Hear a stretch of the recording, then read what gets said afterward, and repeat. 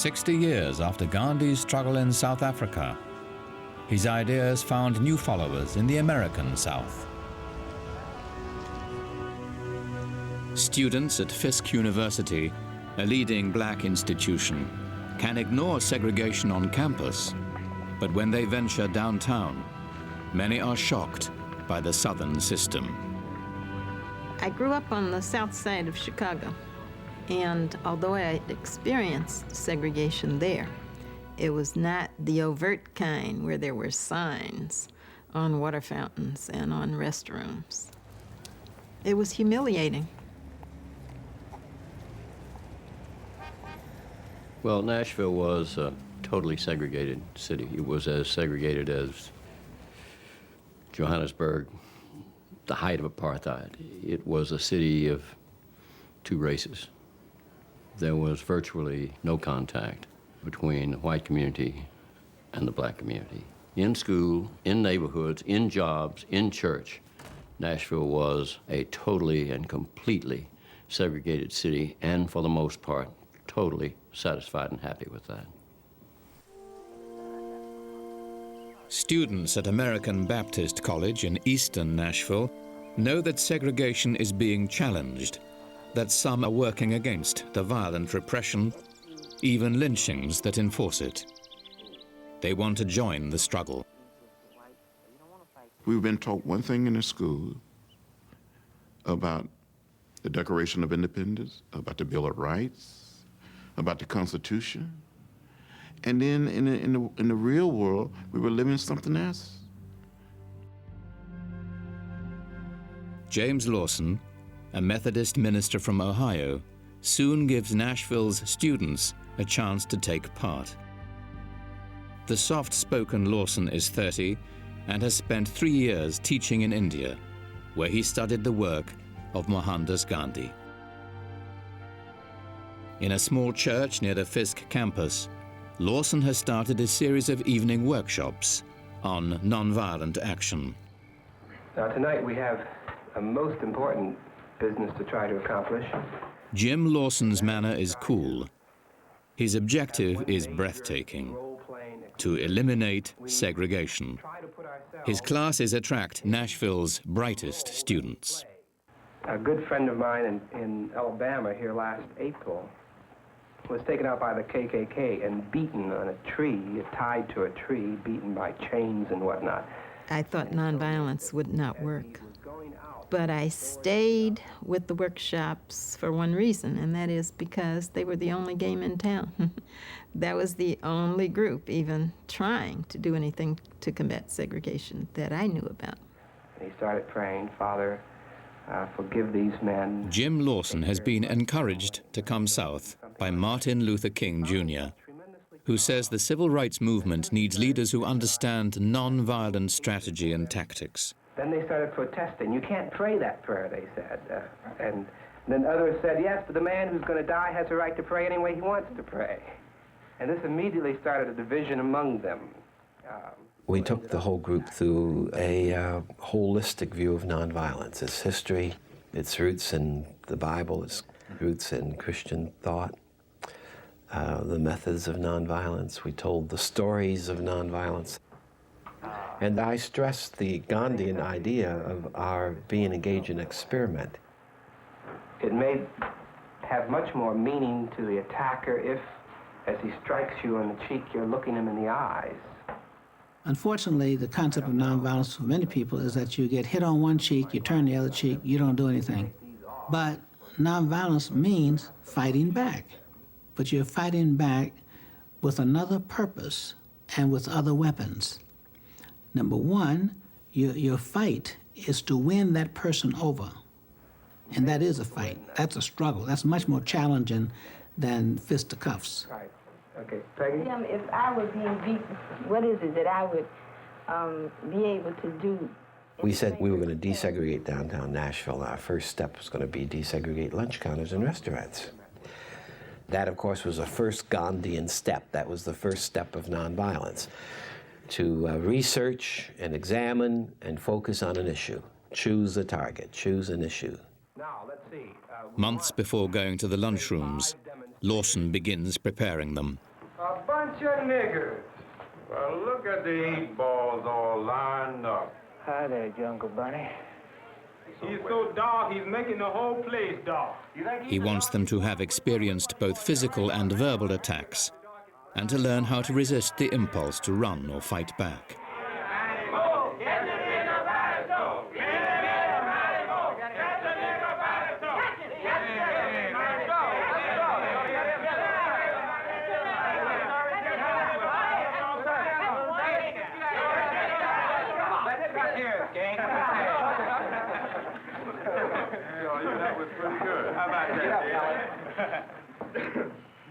Now let's see what we've learned from this to us as to how we might act non-violently. What are the basic problems here so far? You cannot go on a demonstration with 25 people doing whatever they want to do. They have to have a common discipline. And that's a key word for me, that the difficulty with nonviolent people and efforts is that they don't recognize the necessity of fierce discipline and training and strategizing and planning and recruiting and doing the kinds of things that you to have a movement. That can't happen spontaneously. It has to be done systematically. They stage their first sit-in on a Saturday, when they are sure to be noticed. We spent many, many hours anticipating some of the opposition. And we knew that that's one of the things that they would say. We don't want to sit next to dirty people while we have lunch. And so one of the ways we combated that was by having a dress code. We had been told it was a possibility of being arrested. But we went to the lunch counter, we took our seats, we sat in a very orderly, peaceful fashion. They are not surprised when they are refused service. I said, I'm sorry, our management does not allow us to serve niggers in here. Store managers quickly close the dining areas, but the students remain until closing time, reading and doing homework. There is no violence, and no one is arrested. The sit-ins make page 10 of the Sunday paper. City editor John Siegenthaler remembers the reaction. The reaction initially was sort of shock and maybe even some humor. I mean, who do they think they are? What do they think they're doing? We knew it was a news story, but didn't really know how to cover it. Local businesses take a predictable position. They'll close down before they'll serve black customers. A week later, the students are back. They provoke curiosity and verbal abuse, but no arrests. Whites still think the sit-ins are a passing fad, hardly a threat to the status quo. On the third Saturday, they are ready to target a total of 6 stores. Let each person now get himself or herself a partner that they will stick with. Now, we don't want a white person with a Negro of the opposite sex, because we don't want to fight that battle. We were told in advance that day that they were going to allow the hoodlums to beat us up, and then the policemen were going to arrest us. So we need to be prepared to get beaten and arrested. So that was a condition under which we went down. By now, they're well prepared for contingencies. Each group includes a leader and observers who will phone reports back to the church. Observers are carrying telephone numbers for ambulance services and a pocket full of telephone change. As they enter the stores, the second and third waves of demonstrators stay out of sight, ready to move in when the first group is arrested. As predicted, the police hang back for the first 15 minutes.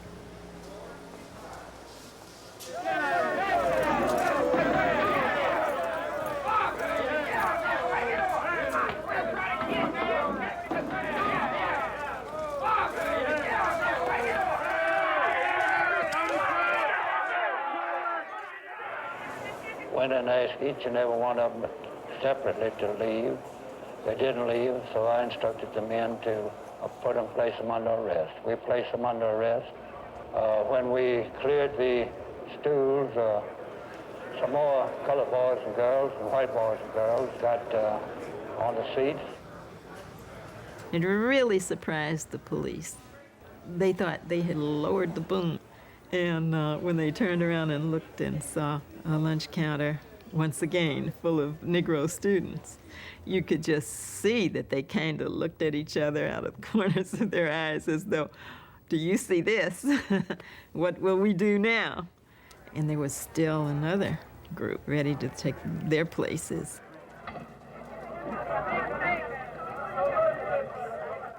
You're in jail. I'm joking. Man, what my mother's gonna say when she hear about that? We had a philosophy, which was a power of nonviolence. And that kind of power we felt was more forceful than all of their police force, all of their lawmakers, and all of their dogs or billy clubs or jails, and that our capacity and willingness to suffer outweighed any power they had. Mass arrests are a victory for the students.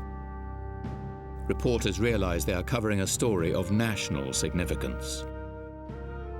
I mean, it was like being a war correspondent in your own hometown.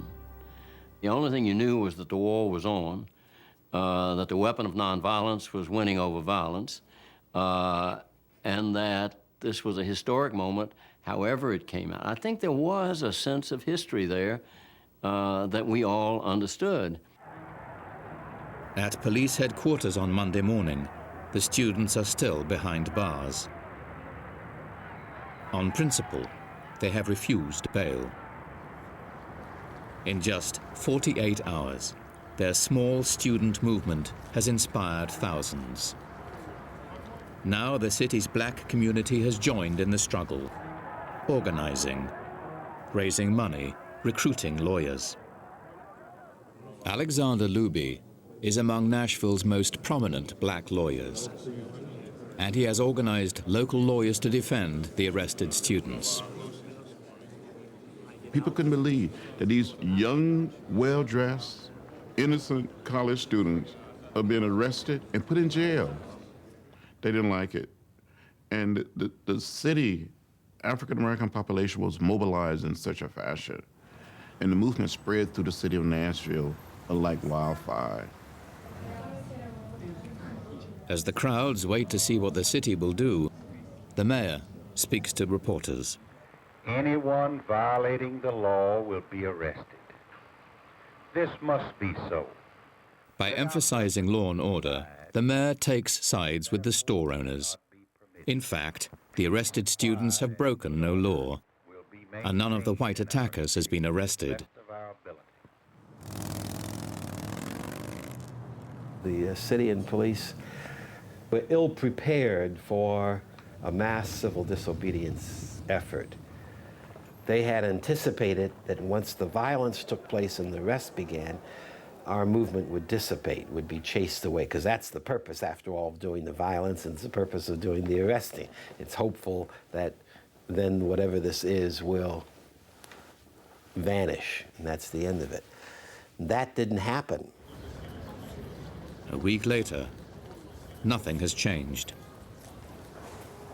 As the students return to the lunch counters, the city has only one answer: more arrests.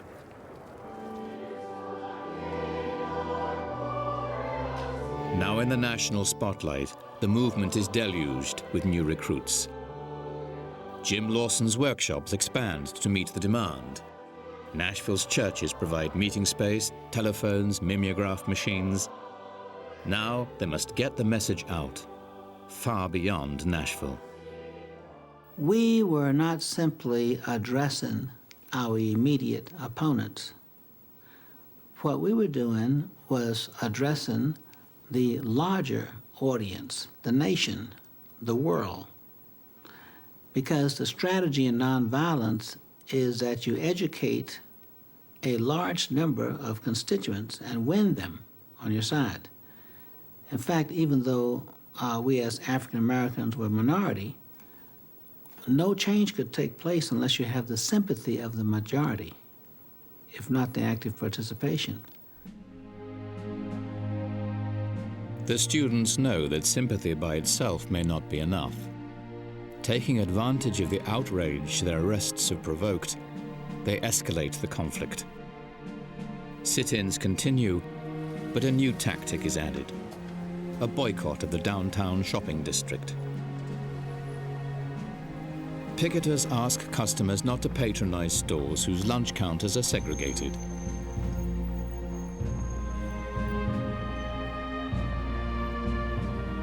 The students have created a momentum, now embraced by the larger community, as black clergy urge their congregation to stay away from the downtown shopping district altogether.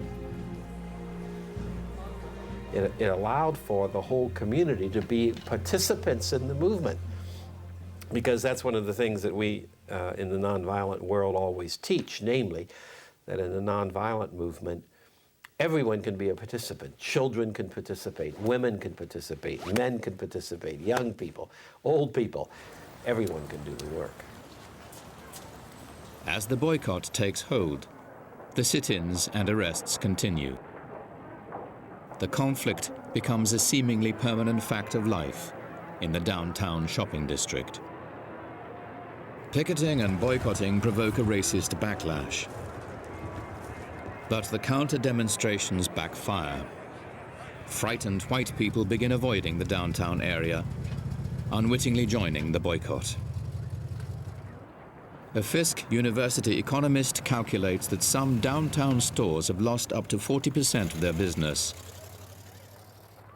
As Easter approaches, the usual surge of spring buying never happens. Among blacks, the boycott is estimated at 98%. That was a powerful message sent to the white community that, you know, it's one thing just to deal with these students on a Saturday-to-Saturday basis and lock them up and let them get bailed out, and we'll try them and sentence them to $50 fines and that sort of thing. But it's another thing when you go down there and there's nobody on the street. At Easter, the counters are still segregated. But the sit-ins have put civil rights on the national agenda as never before. For the past several months, a new strategy to end racial segregation has been spreading through the South. On Easter Sunday, NBC's Meet the Press looks at nonviolent resistance. The moderator suggests that boycotts might be better than sit-ins and arrests. Dr. King, but wouldn't you be on stronger grounds, though, if you refused to buy at those stores, and if you called upon the white people of the country to follow you because of both your moral and your legal right not to buy? I think, Mr. Spivak, sometimes it is necessary to dramatize an issue because many people are not aware of what's happening. And I think the sit-ins serve to dramatize the indignities and the injustices and the dissatisfaction of the Negro with the whole system of segregation.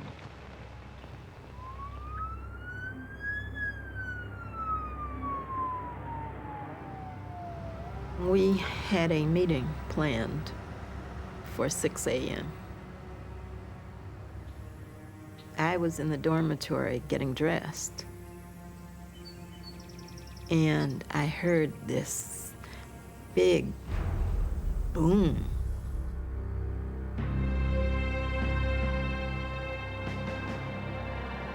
I soon learned that attorney Z. Alexander Luby's home had been bombed.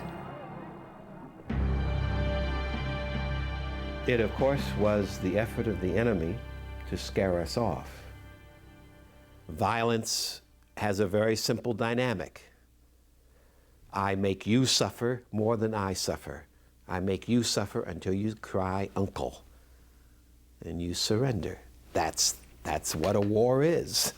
It's violence. The difference with nonviolence is We don't want to beat the opponent up. We don't think that does any good. Luby and his wife are uninjured.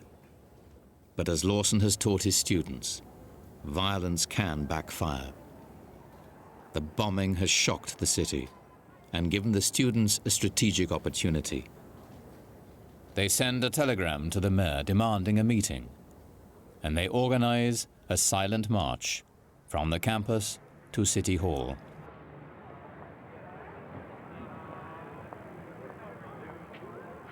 They begin with 1,500 marchers. Along the way, their number doubles.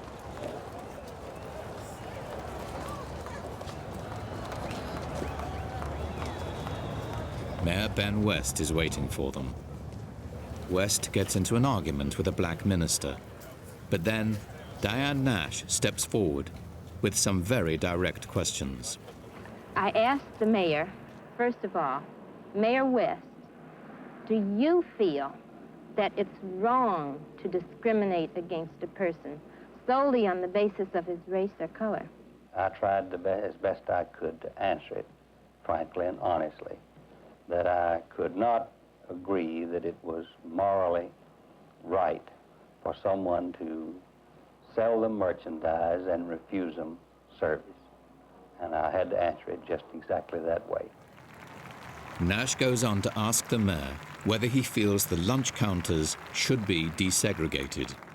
He answers, yes.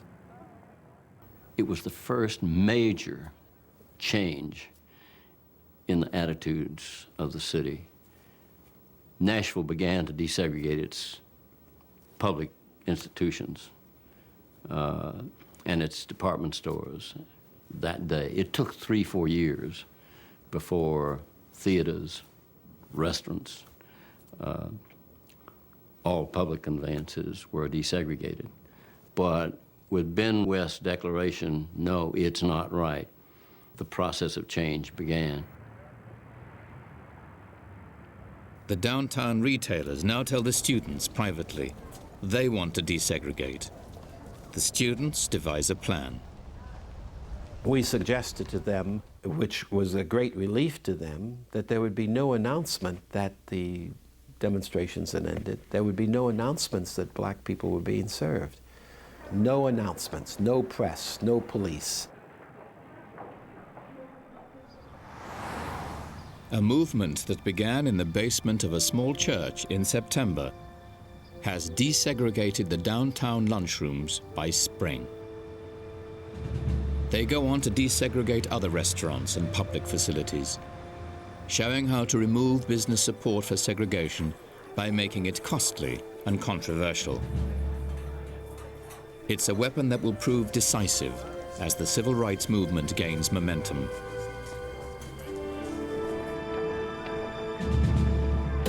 We realized that we had the resources, both the spiritual resources as well as the psychological skills, to make a difference in other places as well. We understood how to organize a community. We understood how to conduct a demonstration. We understood how to negotiate. And we understand how to deal with the media. We were warriors in that sense. We had been prepared. This was like a nonviolent academy, equivalent to West Point. For the rest of the decade, they carry what they've learned farther south and across the country. Reflecting on what they had achieved, one of Nashville's students wrote, "You cannot wait for someone else to do it. You cannot wait for government to do it. You must make it happen through your own efforts and action and vision."